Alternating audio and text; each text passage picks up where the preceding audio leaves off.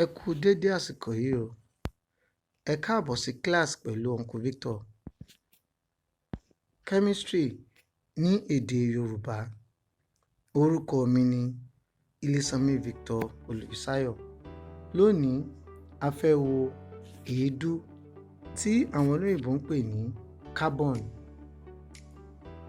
A fẹ́ wo àwọn àmúyẹ carbon àti àwọn ọ̀nà tí a lè gbà rí carbon. Carbon ní àmì ìdánimọ̀ C. Ó sì wà ní ẹgbẹ́ 14 ní orí àtẹ ètò ìdá ìpìlẹ̀ group 14 lórí periodic table. Ìtò electron rẹ̀ ó gùn lé ìtò electron helium, ó sì tún ní 2s2 2p2. Ìfarahàn rẹ̀ ó jẹ́ èyí tí ó le. Ó túmọ̀ sí pé carbon jẹ́ ìdá ìpìlẹ̀ tí ó le. Orísun: àwọn ààyè wo láti lè gbà rí carbon? A lè rí carbon ní ààyè méjì. A lè rí gẹ́gẹ́ bí carbon aláìní ọ́gànì. Àwọn wọ̀nyí ni àwọn ohun tí ó jẹ́ ohun tí kò ní ẹ̀mí. Fún àpẹẹrẹ, a lè rí nínú òkúta ẹfun tí àwọn olóyìnbó ń pè ní limestone. A lè rí nínú dolomite.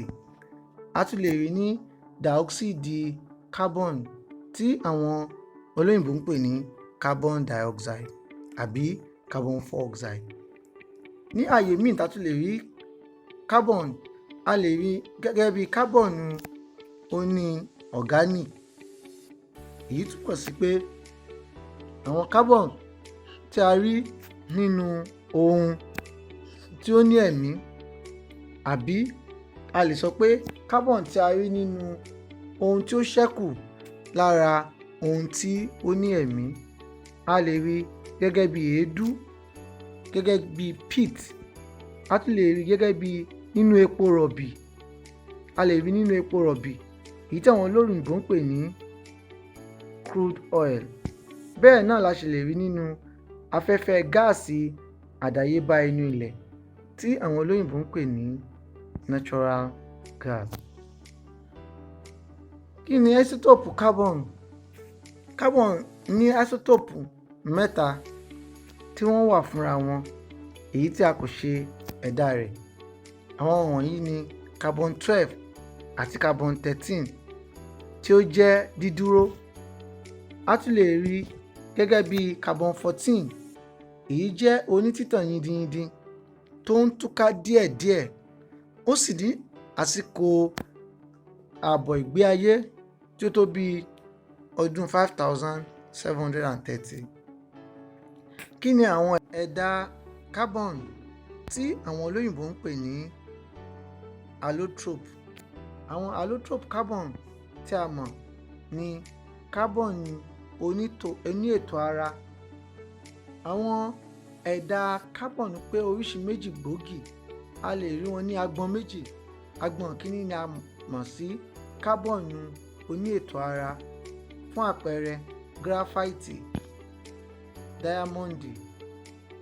Agbọn kejì tí a ti lè rí àwọn ẹ̀dà carbon ni a pè ní carbon aláìlétò ara. Bí a ṣe ń tẹ̀síwájú, a ó wo àwọn carbon aláìlétò ara. Kí ni àwọn àmúyẹ ẹ̀dà carbon tí ó jẹ́ oní ètò ara? Diamond ó le koko, ó máa ń kọná wàìwàì, ó máa ń ṣáná síni lójú. Ó ní igun 8, èyí tí àwọn olóyìnbó ń pè ní octahedral. Ó ní igun 8. Kíkísí rẹ̀, èyí tí àwọn olóyìnbó ń pè ní density, ó jẹ́ 3.5 gram per cm3. Kì í sì gbé iná kọjá. Ó jẹ́ aláìlègbéná kọjá tí àwọn olóyìnbó ń pè ní non-conductor of electricity. Kì í sì yòòrò sínú omi. Ẹ jẹ́ tẹ̀síwájú láti wo graphite. Graphite ó dúdú kirikiri, ó yọ̀ lọ́wọ́, ó sì rọ̀. Ó jẹ́ agbéná kọjá, iná lè gbanú rẹ̀ kọjá. Kì í yòòrò nínú omi. Bẹ́ẹ̀ ni ó sì ní igun mẹ́fà tí àwọn olóyìnbó ń pè ní hexahedra. Kíkísí rẹ̀ jẹ́ 2.5 grams per cm3. Ó sì máa ń gba ooru dé ààyè 3000 Celsius. A tẹ̀síwájú láti wo ìwúlò àwọn ẹ̀dà carbon wọ̀nyí. Graphite wọ́n fi ń ṣe pẹ́ńsù. Tí wọ́n bá pò ó pọ̀ mọ́ amọ̀, wọ́n máa ń fi sí inú pẹ́ńsù. Tẹ́ bá wo àwọn pẹ́ńsù míì, wọ́n á dúdú kirikiri. Àwọn míì wọn kò ní dúdú dáadáa. Ohun tó jẹ́ kí àwọn kan dúdú ju àwọn ìmíì ni iye graphite tó wà nínú wọn. A máa ń lò ó bíi lubricant. A máa ń fi sáàárín irin méjì tí ó bá ń lọ́ra wọn láti lè jẹ́ kí wọ́n ṣe dáradára lórí ara wọn. A máa fi ń ṣe ẹ̀lẹ́tróòdù nínú bátìrì. Ẹ̀lẹ́tróòdù yìí ló máa ń gbéná jáde láti inú bátìrì. A rí pé tá a bá fọ́ bátìrì, a rí pé nǹkan dúdú kan wà nínú rẹ̀. Nǹkan yìí graphite ni. A máa fi ń ṣe ọ̀dà dúdú nítorí pé ó dúdú. Wọ́n máa ń pò ó mọ́ àwọn ọ̀dà dúdú. Kí ni ìwúlò diamond? A máa fi ń ṣe ẹ̀ṣọ́ ara nítorí pé ó máa ń kọ́ná wàìwàì. Bẹ́ẹ̀ náà ni a fi ń gé gíláàsì. A sì máa ń fi gbẹ́ ilẹ̀ níbi tí wọ́n bá ti ń wakùsà nítorí pé ó le, kì í tètè jẹ.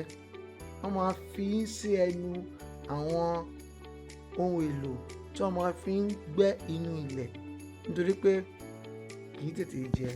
A ó tẹ̀síwájú, a wo kábọ̀nù aláìlétò ara. Àwọn kábọ̀nù aláìlétò ara àwọn ni èédú. Èédú yìí pé oríṣi méjì. Ìkíní ni èédú igi tí a pè ní wood charcoal. Èédú irú kejì ni èédú egun tí àwọn olóyìnbó ń pè ní animal charcoal.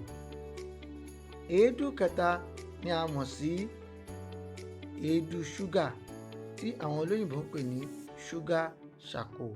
Tí a bá jó igi, tí a kò jó tán, tí a jó tí kò di eérú, igi tó bá kù carbon ni.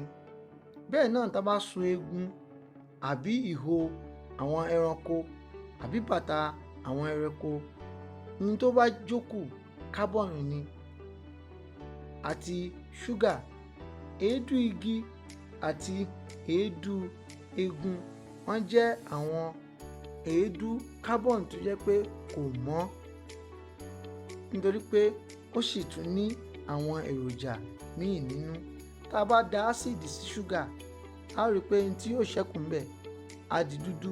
Dúdú yìí èédú ṣúgà ni àti èédú inú ilẹ̀.